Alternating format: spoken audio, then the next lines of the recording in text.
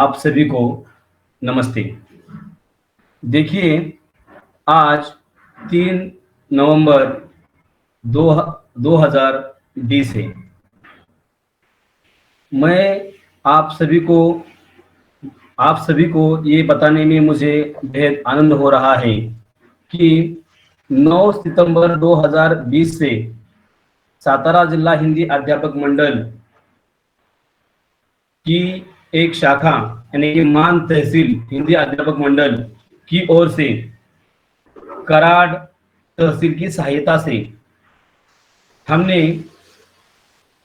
हमारे मान तहसील में पिछले 9 सितंबर से परसों तक एक ऑनलाइन शिक्षा अभियान चलाया और इस ऑनलाइन शिक्षा अभियान की प्रतिपूर्ति ये हुई कि इस ऑनलाइन शिक्षा अभियान के माध्यम से हमने 10वीं कक्षा का पूरा पाठ्यक्रम पूर्ण किया है और इस कारणवश उन सभी छात्रों को इस लॉकडाउन के चलते कोविड-19 विषाणु प्रसार के कारण ये जो लॉकडाउन चल रहा है, इस लॉकडाउन के चलते घर बैठे पूरा अध्ययन हो रहा है और इसी प्रकार का लाभ 8वीं और 9वीं की कक्षा को भी देने का इरादा मंडल के अध्यक्ष माननीय श्री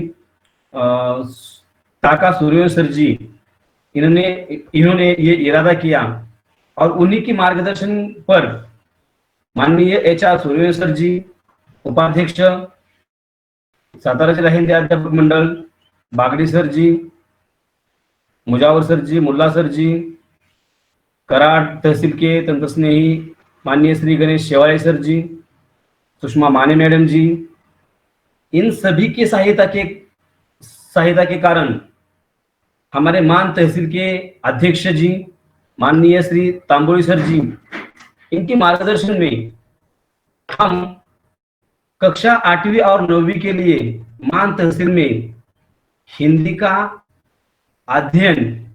अध्ययन का एक ऑनलाइन अभियान आज से शुरू करने जा रहे हैं और इस तासिका में, इस ऑनलाइन अध्यापन में जो पहली तासिका है, यह पहली तासिका लेने का मौका मुझे मिला।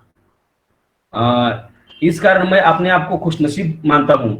मैं श्री सालुंके विजय बबन राव गोपाल कृष्ण विद्यालय गोंदोली खुर्द में हिंदी अध्यापन का कार्य कर रहा हूं और आज आप सभी के सामने यानी कि 8वीं कक्षा का जो पहला पाठ है यह हम देखने जा रहे हैं। दरअसल ये पहला पाठ यानी कि एक गद्य पाठ है, पद्य पाठ है और इस पद्य पाठ का नाम है मातृभूमि। और ये जो है मातृभूमि पद्य पाठ है, कविता है, इस कविता के रचयिता है कवि राम प्रसाद बिस्मिल। ये जो कवि राम प्रसाद बिस्मिल है, ये भारत के महान स्वातंत्र्य सेनानी रह चुके हैं और उच्च कोटि के कवि, अनुवादक, बहुभाषाविद व साहित्यकार भी थे। अपने देश की आजादी के लिए उन्होंने अपने प्राणों की आहुति तक दे दी। देखिए, इनकी एक बेहद ही प्रसिद्ध रचना है। हम कभी कभार वो सुनते हैं, किसी और को सुनाते हैं। क्या नाम है उस रचना का? तो देखिए, सरफरोशी की तमन्ना अब हमारे दिल में है। हम सभी ने भगत सिंह सिनेमा देखा है। उस भगत सिंह सिनेमा में भी हमने भगत सिंह की ओर से ये डायलॉग सुना है। देखिए कि सरफरोशी की तमन्ना अब हमारे दिल में है, देखना है जोर कितना बाजुए कातिल में है। तो ऐसी रचनाओं के लिए एक कवि राम प्रसाद बिस्मिल प्रसिद्ध थे और उनकी रचनाओं के कारण उस वक्त जो आजादी की लड़ाई लड़ने वाले क्रांतिकारी थे, उनमें नई जोश पैदा हो रही थी और इन्हीं रचनाओं के कारण ये जो राम प्रसाद बिस्मिल है, ये इनकी रचनाओं के कारण ऐसे बहुत सारे क्रांतिकारी आजादी के विचारों से प्रेरित होकर उन्होंने बेहद अच्छा कार्य अपने देश के लिए किया है। प्रस्तुत कविता में क्रांतिकारी एवं स्वतंत्र सेनानी कवि राम प्रसाद बिस्मिल जी ने मातृभाषा के प्रति अपने प्रेम एवं भक्तिभाव को व्यक्त किया है।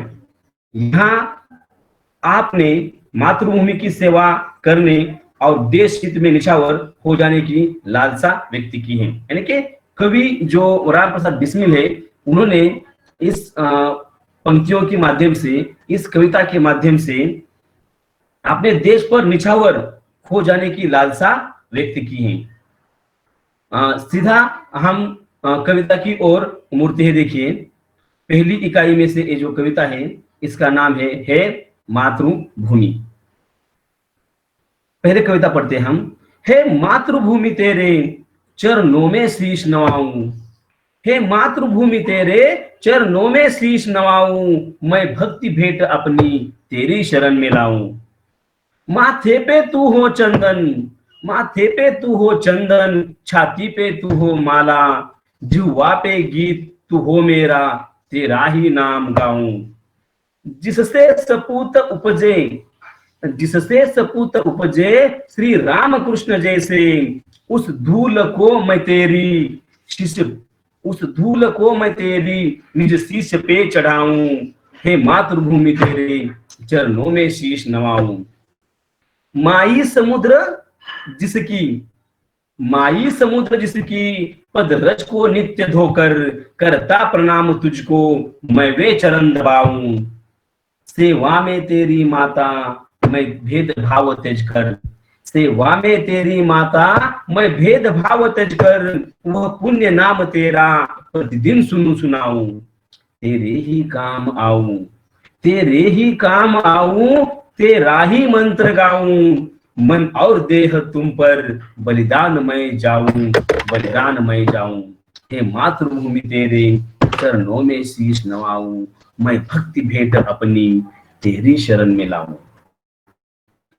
देखिए, ये जो कविता है, इस कविता को अगर गेयता के साथ गाना चाहते हैं हम, देखिए अगर हम इसे गेयता के साथ गाएंगे तो ये कविता याद करने में बहुत आसानी होती है, और इस पर आधारित जो कृतियां हैं, ये कृतियां हम आसानी से कर सकते हैं। देखिए, हम इसे गेयता के साथ गाने का प्रयास करते हैं। बहुत सुप्रसिद्ध एक फिल्म है, उस फिल्म के गीतों पर आधारित, गीत पर आधारित हमने इस कविता को गेयता में ढाला है। देखिए, याद करने का प्रयास कीजिए। हे मातृभूमि तेरे चरणों में शीश नवाऊं, हे मातृभूमि तेरे चरणों में शीश नवाऊं, मैं भक्ति भेंट अपनी तेरी शरण में लाऊं। हे मातृभूमि तेरे चरणों में शीश नवाऊं, माथे पे तू हो चंदन, छाती पे तू हो माला, माथे पे तू हो चंदन, छाती पे तू हो माला, जुआ पे गीत तू हो मेरा, तेरा ही नाम गाऊं। हे मातृभूमि तेरे चरणों में शीश नवाऊं, मैं भक्ति भेंट अपनी तेरी शरण में लाऊं। हे मातृभूमि तेरे, यानी कि इस प्रकार से गेयता के साथ हम ये कविता आगे भी गा सकते हैं। देखिए, जिससे सपूत उपजे श्री राम कृष्ण जैसे, जिससे सपूत उपजे श्री राम कृष्ण जैसे, उस धूल को मैं तेरे, उस धूल को मैं तेरी निज शीश पे चढ़ाऊं। हे मातृभूमि तेरे चरणों में शीश नवाऊं। इस प्रकार से गेयता के साथ इस कविता को गाया जा सकता है। सीधा हम कविता की ओर मोड़ते देखिए। हे मातृभूमि तेरे चरणों में शीश नवाऊं।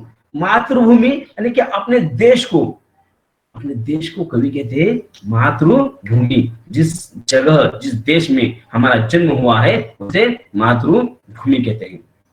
तो हे मातृभूमि तेरे चरणों में शीश नवाऊं, कवि ऐसा कहते हैं। देखिए कि कवि का कहना है कि हे मातृभूमि, मैं तेरे चरणों में अपना शीश, तो शीश यानी के सिर, मस्तक, ललाट। तो कभी ऐसा कहते हैं कि हे मातृभूमि, मैं तेरे चरणों में शीश नवाना चाहता हूं। नवाना, शीश नवाना यानी के नमन करना, शीश नवाना यानी के नमन करना, नमस्कार करना। मैं भक्ति भेंट अपनी तेरी शरण में लाऊं। कभी आगे जाकर ये कहते हैं, देखो आगे जाकर ये कहना चाहते हैं कि ये जो मैं अपनी भक्ति भेंट है, अपनी भक्ति भेंट को मैं तेरी शरण में लाना चाहता हूं। इसलिए कभी कहते हैं कि हे मातृभूमि, मैं जो मेरा सिर है, मेरा मस्तक है, ये तेरी चरणों में नवाना चाहता हूं। मेरा नमन है तुझको, मेरा तुझको नमन है। और इस नमन के साथ मैं जो अपनी सारी भक्ति है, ये सारी भक्ति तेरे चरण में लाना चाहता हूं, तेरे शरण में लाना चाहता हूं। यानी कि आज से अगर मैं किसी की भक्ति करूंगा तो सिर्फ तुम्हारी भक्ति करूंगा। ऐसा कवि राम प्रसाद बिस्मिल जी अपनी अपनी मातृभूमि के प्रति ऐसी भावनाएं व्यक्त करते हैं। देखो हम आगे देखते हैं, माथे पे तू हो चंदन। कवि आगे क्या कहते हैं, माथे पे तू हो चंदन, छाती पे तू हो माला। माथे पे तू हो चंदन, छाती पे तू हो माला। जीवा पे गीत तू हो मेरा, तेरा ही नाम गाऊं। देखिए कवि जी क्या कहते हैं, माथे पे तू हो चंदन। देखिए कवि की भावना कितनी उच्च है। कवि कहते हैं कि अरे हमारे माथे पे जो चंदन है वो मेरी मातृभूमि है, यानी कि मेरे मस्तक पर चंदन की तरह सदैव विराजित रहने वाली कौन है, तो ये मेरी मातृभूमि है, यानी कि तुम हो। और मेरी छाती पे जो माला है, यानी कि मेरे हृदय सिंहासन पर जो विराजित हुई है, मेरे हृदय सिंहासन को सुशोभित करने वाली जो माला है, ये माला भी तुम हो, यानी कि मातृभूमि हो। आगे जाकर देखिए कवि कितने उदात्त विचार रखते हैं। उस धूल को मैं तेरी निज शीश पे चढ़ाऊं। कवि क्या कहते हैं, उस धूल को, यानी कि उस धूल को मैं तेरी निज सॉरी हम आगे गए, जीवा पे गीत तू हो मेरा, तेरा ही नाम गाऊं। कवि कहते हैं देखिए जिस प्रकार से तुम मेरे माथे का चंदन हो, मेरे छाती पर लटकने वाली माला तुम ही हो, उसी प्रकार मेरी जीवा पर, जीवा यानी कि रसना या जीभ हम उसे कहते हैं, रसना या जीभ। तो जीभ या रसना यानी कि जीवा, तो मेरे जीवा पर जो गीत है वो गीत हमेशा मैं तेरा ही गीत गाना चाहता हूं। तो तुम्हारा ही गीत मेरे जीवा पर हमेशा आता है। देखिए इस प्रकार कवि अपनी मातृभूमि के प्रति इतना आदर भाव रखते हैं, इतना प्यार करते हैं अपनी मातृभूमि से कवि। और कवि इतना प्यार करते हैं अपनी अपनी मातृभूमि से, यानी कि कवि का ऐसा कहना है कि इस देश के हर नागरिक को, हर छात्र को भी अपने देश के प्रति इतना ही लगाव होना चाहिए। देखिए हम आगे देखते हैं, जिससे सपूत उपजे, जिससे सपूत उपजे श्री रामकृष्ण जैसे, उस धूल को मैं तेरी निज शीश पे चढ़ाऊं। देखिए कभी आगे जाकर क्या कहते, ये जो मातृभूमि है, इस मातृभूमि में राम और कृष्ण जैसे ऐसे बहुत सारे सपूत उपजे हैं। सपूत यानी कि अच्छा पुत्र, अच्छे सुसंस्कारों वाला पुत्र। देखिए हमारे देश को ऐसी बहुत सारी सांस्कृतिक परंपरा है कि इस सांस्कृतिक परंपरा के कारण हमारे देश के आज भी नौजवान हैं, आप जैसे छात्र हैं, ये अच्छे विचारों वाले हैं। यानी कि हमें जो सांस्कृतिक धरोहर मिली है ये बेमिसाल है। इसी सांस्कृतिक धरोहर के कारण हमारे देश में राम और कृष्ण, राम कृष्ण, राम है, कृष्ण है, लक्ष्मण है, साथ साथ ऐसे बहुत बड़े बड़े महापुरुष उन्होंने हमारे देश में जन्म लिया है। और इसी कारण हमारे देश को उन्होंने विचारों के माध्यम से समृद्ध किया है। और इससे इस कारण कवि कहते हैं कि जिससे सपूत उपजे, सपूत यानी कि अच्छे पुत्र, जिससे सपूत उपजे, उपजे यानी कि उपजना यानी कि जन्म लेना, यानी कि इसी मातृभूमि में ऐसे सपूतों ने जन्म लिया है। देखो, राम और कृष्ण जैसे सपूतों ने जन्म लिया है, यानी कि जिस मातृभूमि में इन सपूतों ने जन्म लिया है, उस मातृभूमि की जो थोड़ी सी धूल है, ये थोड़ी सी धूल मैं निज निज यानी कि अपने शीश पर लगाना चाहता हूं, चढ़ाना चाहता हूं। शीश यानी कि मस्तक, सिर या ललाट। तो ये जो धूल है, इस धूल को मैं अपनी शीश पर चढ़ाना चाहता हूं, यानी कि माँ, मेरे जो जीवा है, मेरी जीवा पर हमेशा तेरा ही नाम हो, हमेशा मैं तेरा ही गुणगान गाता रहूं। और ये जो मातृभूमि है, इस मातृभूमि में जिस प्रकार राम, कृष्ण, हनुमान है, पवन पुत्र हनुमान, ऐसे बहुत सारे सुसंस्कारिक लोगों ने इस मातृभूमि में जन्म लिया है, यानी कि उस मातृभूमि की जो धूल है, ये मातृभूमि की धूल मैं मेरे शीश को लगाना चाहता हूं। माई समुद्र जिसकी, हम आगे देखते हैं, माई समुद्र जिसकी पद रज को नित्य धोकर, करता प्रणाम तुझको मैं वे चरण दबाऊं। कवि क्या कहते देखिए आगे, माई समुद्र जिसकी पद रज को नित्य धोकर, करता प्रणाम तुझको मैं वे चरण दबाऊं। कवि कहते हैं कि हे माई, हे मातृभूमि, ये जो समुद्र है, तुम्हारे तुम्हारे चरणों को हर रोज नित्य धोता है। देखिए, उसे प्रणाम करता है। देखिए, अगर हमारे देश की रचना देखी जाए, तो हमारे देश की जो रचना है, उस रचना में जो नीचे वाला भाग है, वहां पर कन्याकुमारी है। कन्याकुमारी हम उसे कहते हैं। तो कन्याकुमारी के जो नीचे वाला भाग है, वहां पर समुद्र है। और ये समुद्रों, कल्पना कवि ने ऐसी की है कि इस समुद्र का पानी हमारे भारत देश का जो नीचे वाला यानी कि जो पैर हैं, पांव हैं, नित्य धोता है भारत देश के पैर। तो कवि ऐसे कहते हैं कि माई समुद्र जिसकी पद रज को नित्य धोकर, करता प्रणाम तुझको मैं वे चरण दबाऊं।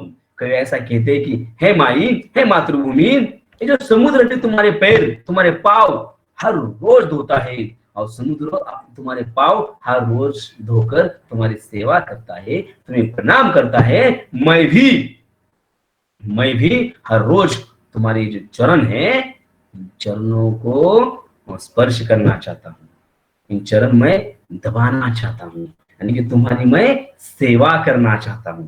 चरण दबाना, सेवा करना।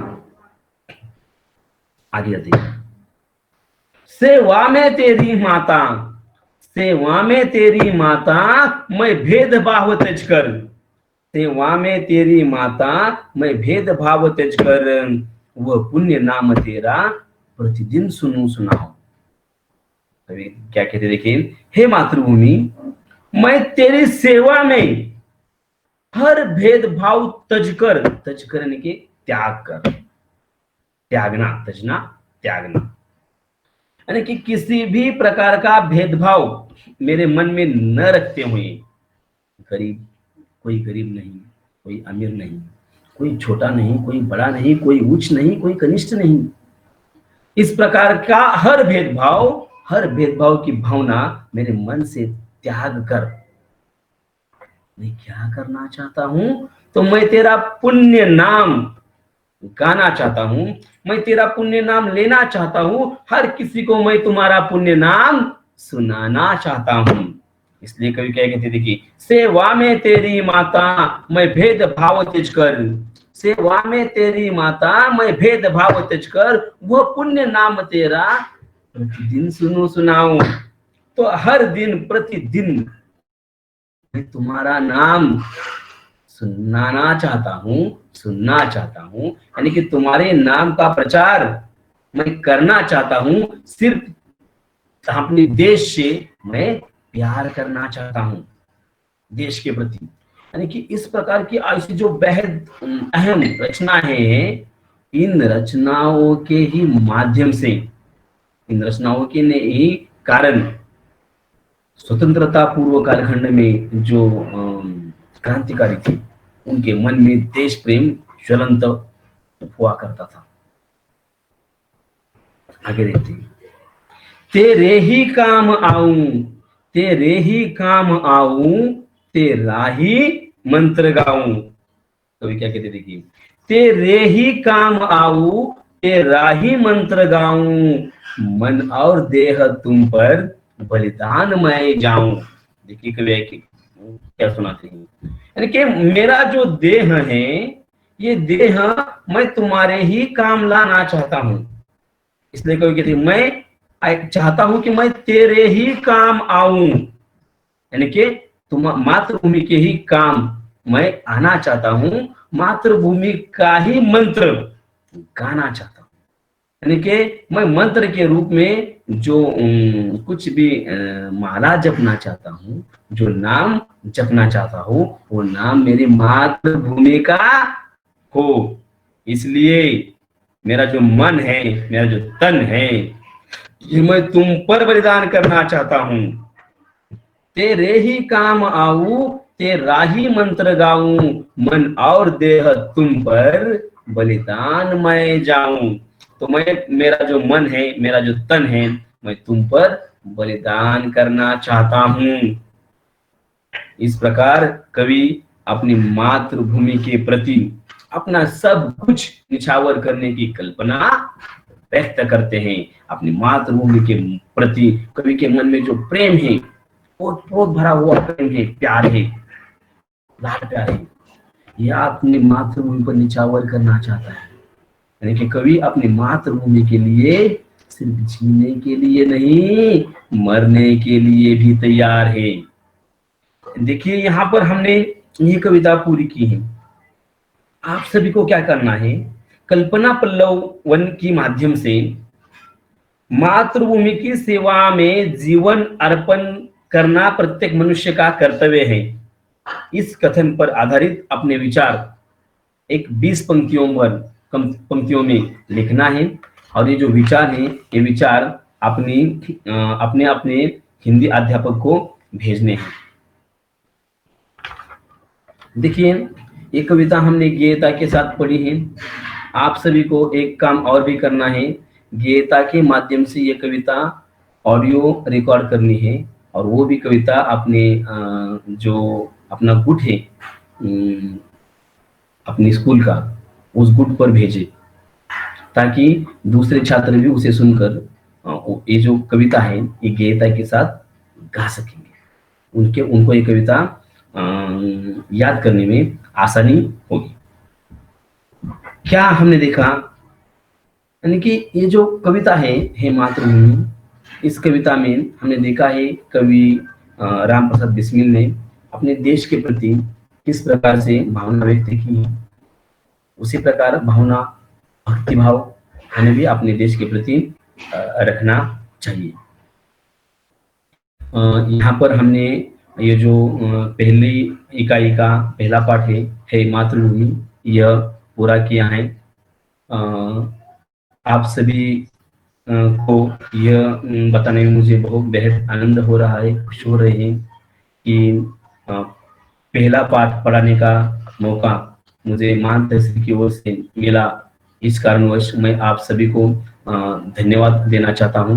साथ ही साथ जिस किसी का भी योगदान यह अध्ययन अध्यापन चलाने में हो रहा है, लेकिन हमारे रहनुमा, हमारे भीष्म पितामह, हमारे पितामह हम उन्हें कहते हैं, माननीय ताका सूर्यवंशी सर जी, अध्यक्ष सातारा जिला हिंदी अध्यापक मंडल और उपाध्यक्ष महाराष्ट्र राज्य हिंदी अध्यापक मंडल, साथ ही साथ हमारे HR सूर्यवंशी सर जी हैं, बागड़ी सर जी हैं, मुल्ला सर जी हैं, शेवाड़े सर जी हैं, मुजावर सर जी हैं, माने मैडम जी हैं, करार तहसील के अत्यंत स्नेही अध्यापक गणेश शेवाड़े सर जी हैं, हमारे मान तहसील के तांबोई सर जी हैं, और उपयोग सर जी हैं, सेठी मैडम जी हैं, यानी कि सेठी मैडम जी यानी कि कावेरी तोड़कर मैडम जी हैं। मेरी माता हाई स्कूल में वे बहुत ही अच्छा कार्य कर रही हैं। साथ ही साथ काटकर सर जी हैं, महात्मा गांधी हाई स्कूल के शेख सर जी हैं, अ, जावेद सर जी हैं, नलावड़े सर जी हैं, अर्चना पवार मैडम जी हैं, खांडेकर मैडम जी हैं, बिजौड़ी के जगताप सर जी हैं। यानी कि इन सभी अध्यापकों के माध्यम से ये ऑनलाइन शिक्षा अभियान चलाया जा रहा है। इन सभी को मैं धन्यवाद देकर आज की सेवा समाप्त करता हूँ। धन्यवाद।